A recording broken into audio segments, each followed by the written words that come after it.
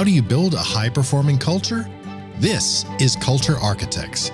Candid conversations with extraordinary leaders sharing their biggest successes, failures, and lessons learned on their culture journeys.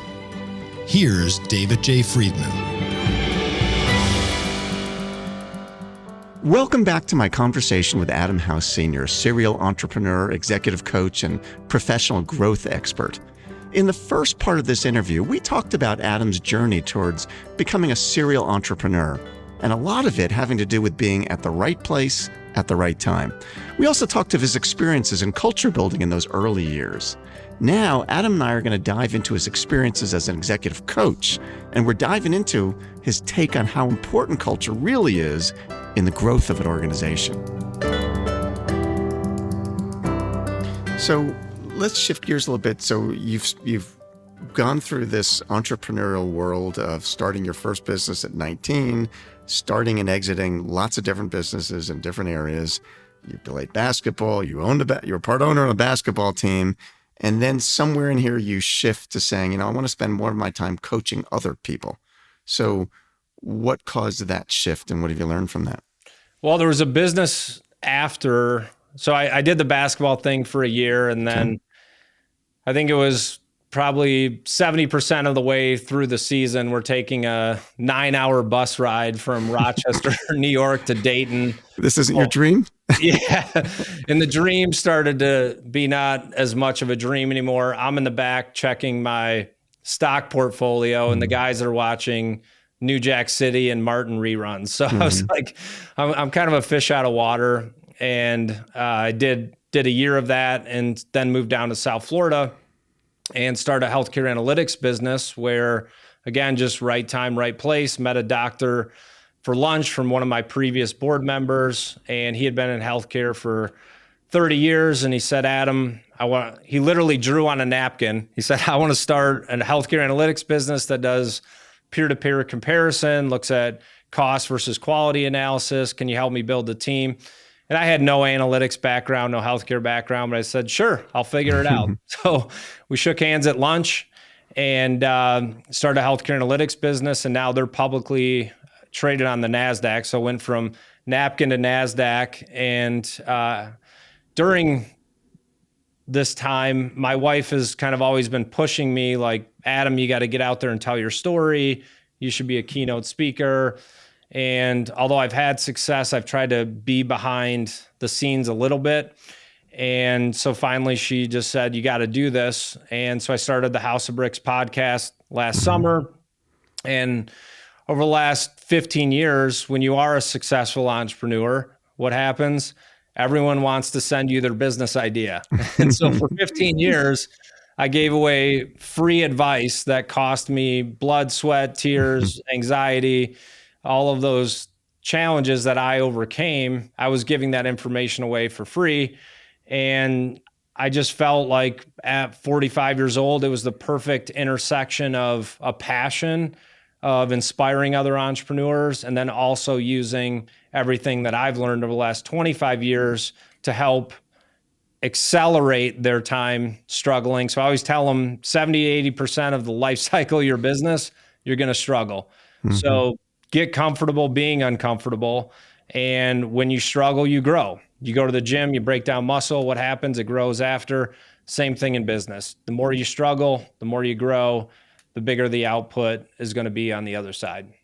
So now you've transitioned to coaching other people, though I have this suspicion just from our conversation that it's hard for me to imagine you're not going to be in another business also somewhere along the lines here.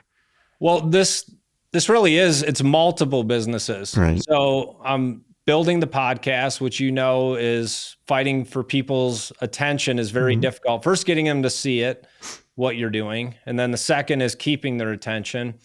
And then by coaching these entrepreneurs, I really have multiple businesses that I'm trying to help grow and scale, but it is a little different muscle, not being the one actually playing the game. And so like you said, trying to get them to see it from their own perspective is still something I'm developing. So I'm not the coach for everyone. If you don't like accountability and discipline and like to try to do the impossible, I'm not a fit for you. Like, we're not going to get on the phone and sing Kumbaya every Friday and I'll tell you, listen to your feelings, because feelings aren't facts. Okay, great. You're depressed, you're struggling. What's your plan today to make a difference? That's really our approach. And then let them get out there, try it, test, learn, grow. That's the process.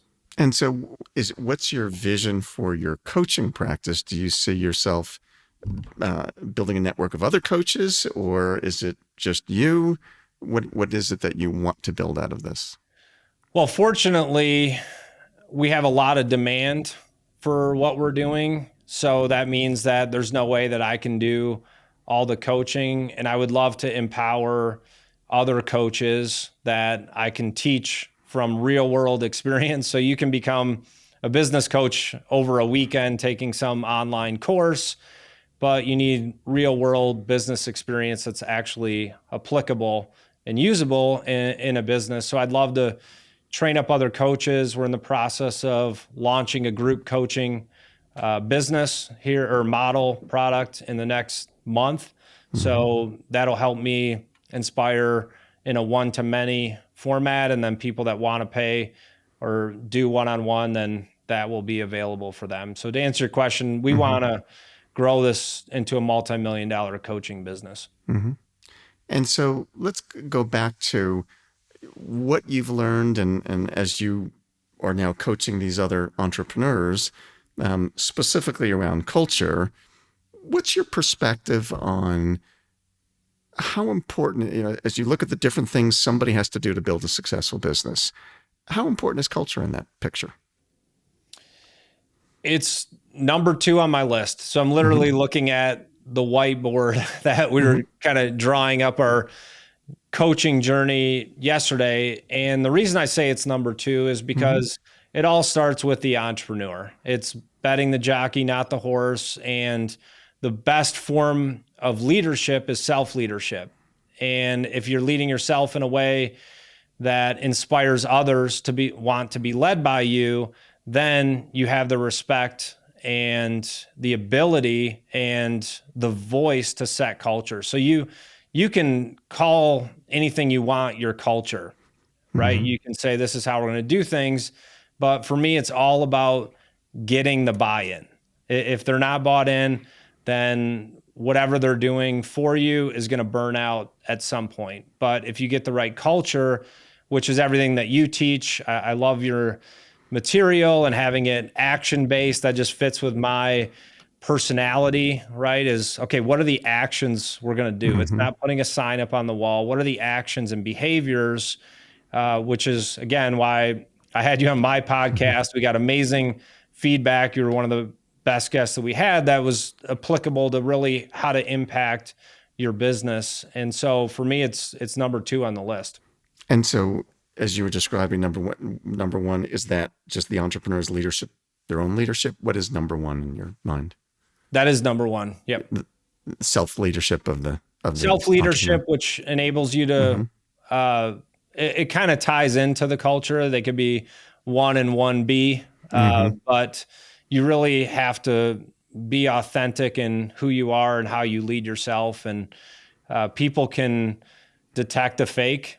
So do what I do, or, people are going to follow your actions, not your words. Right.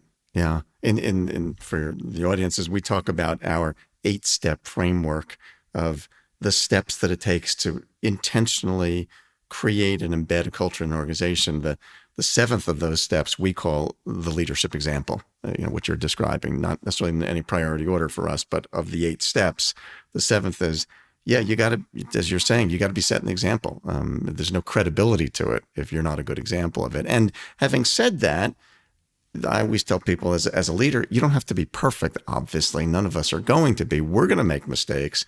And sometimes the best example of leadership is when you make a mistake and you call yourself on it and own up to it and work from it. The example you gave of sending the 2 salespeople out to look at the wall. You were young then, you didn't know what you were doing, but in your older self, if you were to afterwards say, something, and to say publicly, as I look at that, that wasn't the best way to handle it. And here's why. I still expect people to be on time and to do certain things, but I didn't lead in the way that I expect of myself. When you can call yourself out on that, and own your shortcoming and publicly acknowledge that, sometimes that's even a better example than thinking that you have to be perfect all the time. I definitely own my mistakes now. In fact, I get excited when I can say, hey, that's on me, because it just shows like we're not a fear-based environment. So I've grown into that. And what's funny is I did a LinkedIn live event a couple weeks ago, and I shared that story about the salespeople, and that sales guy somehow ended up on I haven't talked to him in almost 20 years. Wow. And he was on the LinkedIn event, and he was like, that was me. Like, oh my gosh. Sorry, man. Did he say how it impacted him? No, I texted him after. I said, hey man, no hard feelings. He's like, no, I deserved it. So That's funny. But yeah, learning from the things when we fall short. Obviously, if we continue to fall short, at some point we lose credibility. We can't constantly fall short of the things that we say are important, but showing that we're all learning, we're all working on these things. So if you were to identify, let's say you're starting a new company, which I'm going to put a bet on this one, that outside of your coaching company, this is not the last company Adam House is going to be building. There's lots more coming. I'm certain of that. So if you were starting another company, and all right, culture's, number 2, or it's 1B in there in terms of its importance. What are the top couple things that you're going to do, or I could ask this in another way, that you would coach the people you're coaching on? So, okay, you tell them, setting your culture is going to be critical to your success in this company. Now what? They say, yeah, Adam, I hear you. How the heck do I do that? What are you telling them? Well, I like to do the things I'm really good at and hire people to do the things that I'm not. So I'm going to call David Friedman and say, hey, David, that's a good idea. Please help me establish a culture. And I'm not just saying that because I'm on your podcast. I really enjoyed this talk that you gave at Vistage. I've already referred a couple people to you. It's find an expert, and oftentimes it helps to bring in someone that's not in the weeds of your culture to give an objective view, whether it's your culture or having an advisory board for your business, just people that aren't in the day-to-day, because you're busy working in the business, you're not working on the business. And for better and for worse, a lot of entrepreneurs are blind they have a lot of blind spots, and it's good to get objective views, and finding an expert that could come in and help us build culture. So when I do start that business, you'll probably be my first phone call. Well, that's a good thing. So as you think about the advice that you give to these entrepreneurs, and you think about the top things that they should be thinking about, what are the biggest mistakes you see entrepreneurs make that, with your experience and wisdom of having made plenty of them yourself, and learned from them, there must be common threads that you see all the time. All right, here we go again. They're missing the boat on this. What are the biggest mistakes you see entrepreneurs make? They don't have a destination. They don't have vision. So they're too busy. Hey, how do I make payroll Friday? How do I pay my salespeople? They're too in the day-to-day. So it used to be people would write a business plan before you started a business and actually map out what you were going to do. Now people just go on GoDaddy, get a website, pop it up in a week, and they really don't have a plan and where they're going. And the second thing is grinding with a purpose. So a lot of entrepreneurs mistake activity with progress. So they're checking their email 20 times a day. They're slacking their team members. They're checking their social media. So it's a lot of activity, but are they really making process? And so what I do is I take them through an exercise, which is the investment in versus cost to your future business. So what decisions are you making today that are an investment in where your business is going to be 3 years from now? And what decisions are you making that are a cost to your future business 3 years from now? And when they start to do that, it's like, wow, I'm really cannibalizing my own business and I don't have a plan of where I'm going. So Yeah. we start with the end in mind. Where do you want to be 3 years from now? And really mathematically work backwards and, okay, how many team members are you going to need? How much capital? How many leads you have to generate? What are your conversion rates? It's not guesswork. Like I want to sell my company for $50 million. It's how do you really achieve that mathematically over the next 3 years? Yeah. It's interesting your comment about how people get absorbed in these, there's day-to-day tasks without a vision of where they're trying to go. And one of the comments that I've made often with leaders, and just my observation, the way that I say this sometimes, is that as we rise in the level of our organization, as we rise in leadership, one of the things that happens for people, in my observation, is I say it this way, that the definition of productivity changes over time. And what I mean when I say that is that up to a certain point in our careers, productivity was, I crossed a whole lot of things off my list. I made 3 phone calls. I did this, I did this, I did this, I did this. I did activities and I checked them off and I felt really good. I mean, look how many things I accomplished today. That's how we got satisfaction. And yet, as you're pointing out, as we rise in leadership, it's not so much activity based, it's impact.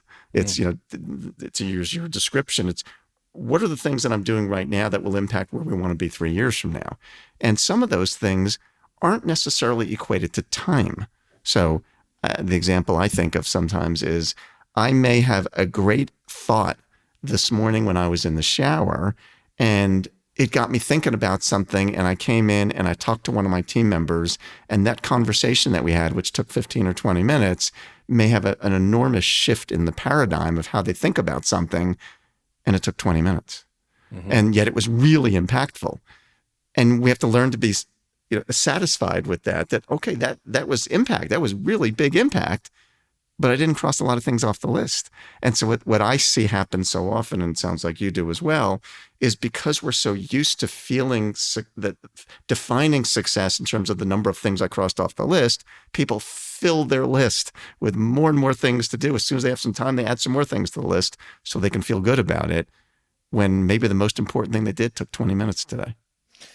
Yeah, and it's still a struggle for the overachiever and type A personality. I love a to-do list, but as I've matured in leadership and business, like you said, it's about impact. What impact are you having on the business, your culture, your team, your clients? So it's a struggle. I haven't mastered it, and I know there's a lot of entrepreneurs out there that are struggling with that as well. It's what makes you a great entrepreneur, but it also can affect your team and your progress. Yeah, and I think to me that's the real issue, that it's what helped us to be successful. Right. And so if that's what got you successful, it's hard to let go of that. We accomplished more things than the next guy. And so if that's what made me successful, I want to keep doing that. And yet that's not what will make us successful in the future. It's more of a thinking skill. What got you here won't get you there. That's really true. And you just have to evolve. You're either growing or dying. And the more you grow, the better leader and entrepreneur you're going to be. Yeah. Yeah. Well, this has been a fascinating conversation, Adam. I appreciate you spending time with us and helping to share your very, very unique background. And so thank you again for joining us, and best of luck as you continue to build this coaching business that I don't have any doubt will be successful. And you're not alone on that bet of me starting. Your wife's probably thinking that too, I'll bet. It's an addiction. I'm taking just you mentioning it. So, but I do love what I'm doing. And like I said, it's magical when your passion can become your occupation as well. Yes. A lot of people want that too early on in life, this next generation of finding your why. I tell my kids, why don't you get off the Xbox? Why don't you get out of my house? That's your why. I've always lived life my why not? Like, why not start a business with no experience? Why not play pro basketball when you're 32? Why not start a podcasting company without any experience podcasting? Why not? So get out there, make progress, and you'll be happy with the results. So Adam, where can people find out more about you, or if they want to connect with you, learn more about your coaching services? Tell me how people connect with you. First place, we have a very big following on LinkedIn. We run live events, so you can just look up Adam House Senior and connect with me on LinkedIn. Also go to my website, adamhousesr.com, so adamhousesenior.com. Or you can Google me. I'm actually one of those people that have a podcast that also is available on Google. So you can find whoever you want on social media. All they have is a camera and a picture of a jet, and you think they're successful. But I've been doing this for a long time and pull from that experience to help coach entrepreneurs. That's great. Well, thanks again. I appreciate you being with us, Adam. Thanks, David. Appreciate it.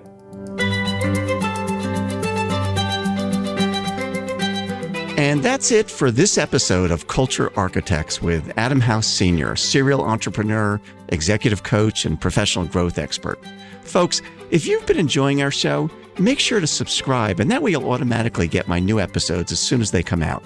Also, if you have a minute, I'd love it if you left us a review, and that way more culture fans like you can discover the show. See you next time.